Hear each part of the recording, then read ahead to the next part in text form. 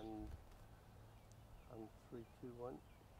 Were there any annual celebrations that you remember that that you loved and looked forward to every year?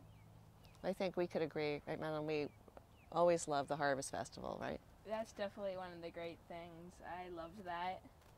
I remember especially second grade, all the classes made these incredible scarecrows, and the bidding was fierce. Don't you remember that?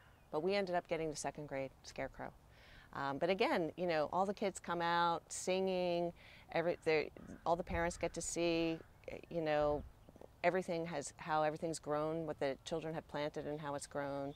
And it's just a time to really revel in the beauty of the garden, and it's wonderful. So even now that Madeline's not even at the school anymore, we came back to the last Harvest Festival and saw everybody, which is great. And she got to visit her chickens, which was fabulous.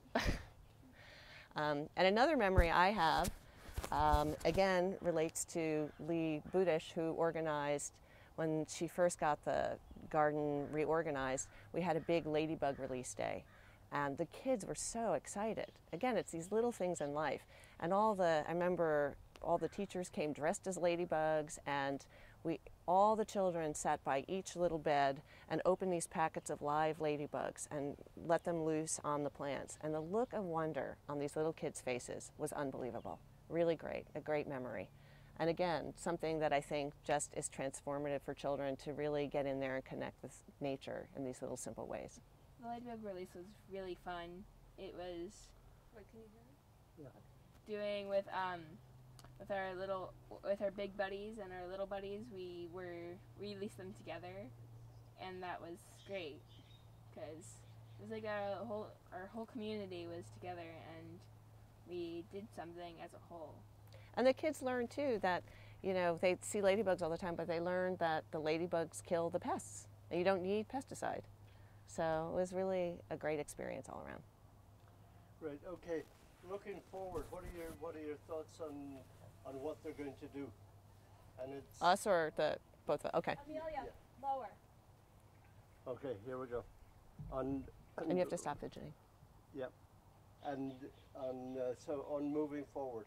Okay.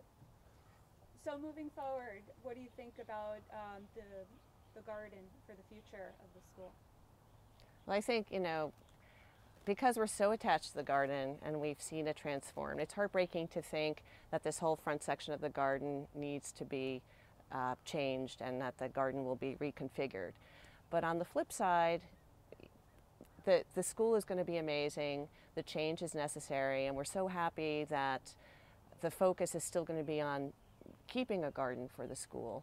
And there will be a beautiful outdoor classroom built, so for every loss of plant in the front of the garden, we're going to be hopefully having a really amazing space for the kids to continue to learn and for the garden to flourish and be a real focus of the school and the community in general. So we look forward. We hope we'll be a little bit sad because we're attached to certain trellises and the reading space, but I think the new garden is going to be amazing. Same here. Beautiful. Perfect.